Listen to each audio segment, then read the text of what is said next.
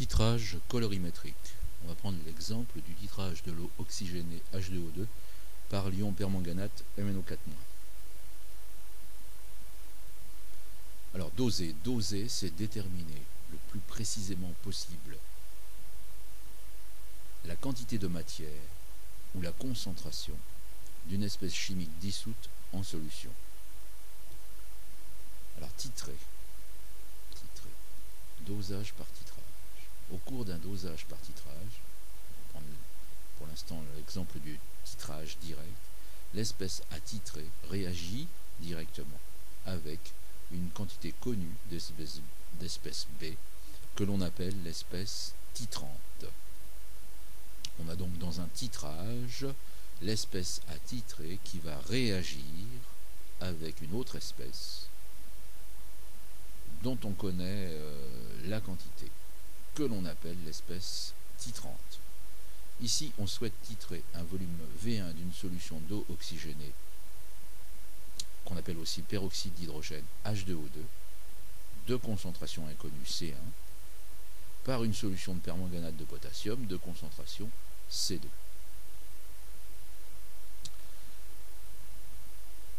Alors, réaction support de titrage. Une réaction support de titrage doit être rapide, unique et quasi totale. Pour écrire l'équation globale de la réaction d'oxydoréduction qui engage les couples MnO4-Mn2+, et O2H2O2. Le réactif à titrer étant ici H2O2, qui est une espèce réductrice, le réactif titrant étant ici MnO4-, qui est une espèce oxydante. Alors comme on l'a vu dans une capsule vidéo précédente, on doit établir avant les deux demi-équations électroniques. Donc là on va passer très vite puisque c'est détaillé dans une autre capsule. Alors voilà pour les deux demi-équations électroniques avec l'établissement de l'équation globale d'oxydoréduction. Le montage de titrage, alors il se constitue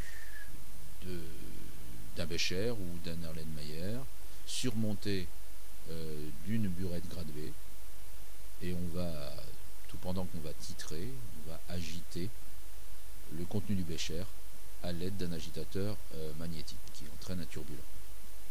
Alors, en ce qui concerne les espèces, dans la burette, on va mettre le titrant, ici c'est une concentration C2, on va verser un certain volume VE pour atteindre l'équivalence, on va en parler tout à l'heure.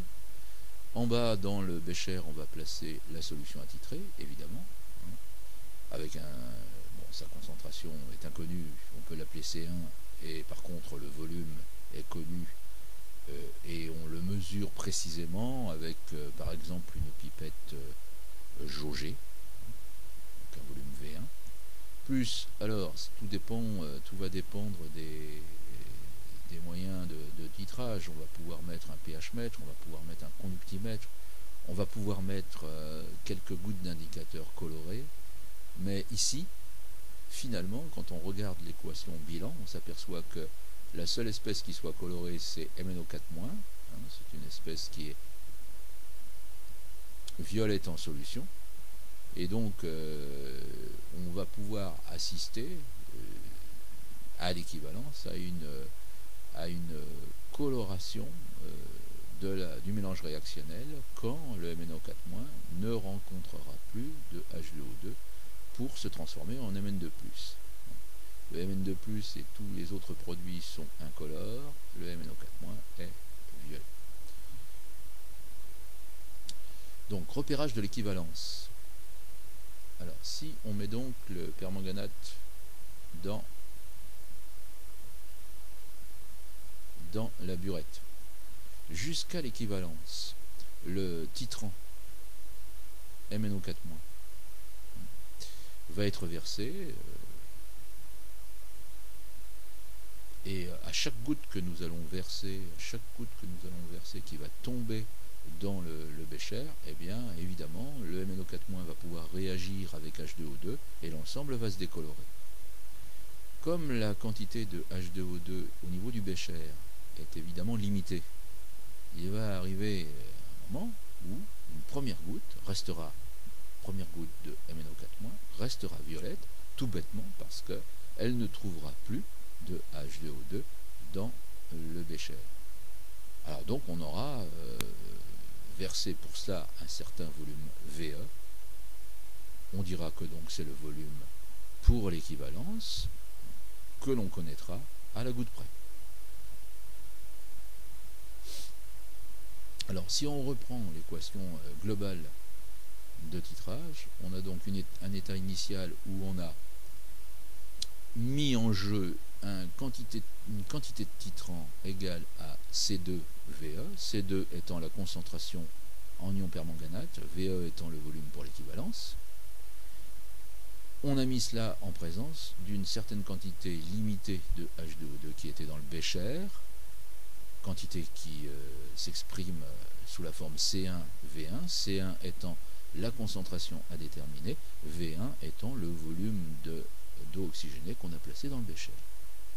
Alors, lorsqu'on va atteindre l'équivalence, on va commencer à puiser dans les deux réactifs. On aura donc C2VE moins 2XE compte tenu de la stoichiométrie que l'on voit à propos de MnO4-. Ça c'est pour l'expression concernant MnO4-. Quant à H2O2, on aura C1V1, ce qu'on avait au départ, moins 5XE, XE étant l'avancement de la réaction lorsqu'on aura l'équivalence. À l'équivalence, le réactif titré et le réactif titrant vont donc s'épuiser mutuellement. On pourra donc écrire que C2VE moins 2XE égale 0 et C1V1 moins 5XE égale 0. Et ça, on ne pourra l'écrire qu'à l'équivalence. Mais l'intérêt de ces deux petites équations, c'est que, bien entendu, elles nous permettent de déterminer XE de deux manières différentes. Dans la première, on voit que XE est égal à C2VE sur 2. Dans la deuxième, on voit que XE est égal à C1V1 sur 5. Et on obtient donc bien XE de deux manières différentes, C1V1 sur 5 est une première façon de parler de XE, et C2VE sur 2, qui est une deuxième façon de parler de XE. Évidemment, l'égalité qui nous intéresse le plus, c'est la dernière. Si on l'aménage, eh bien, on va pouvoir déterminer une expression de C1 est égale à 5 C2VE sur 2V1. C2, par définition, est connu, c'est la concentration de l'espèce titrante MnO4-. VE, on a vu comment on le déterminait, c'est le volume à l'équivalence, le moment où on voit la première goutte de MnO4- qui ne se décolore pas, et V1 est le volume connu d'eau oxygénée qu'on a placé dans le bécher. On atteint ainsi la concentration inconnue de solution d'eau oxygénée.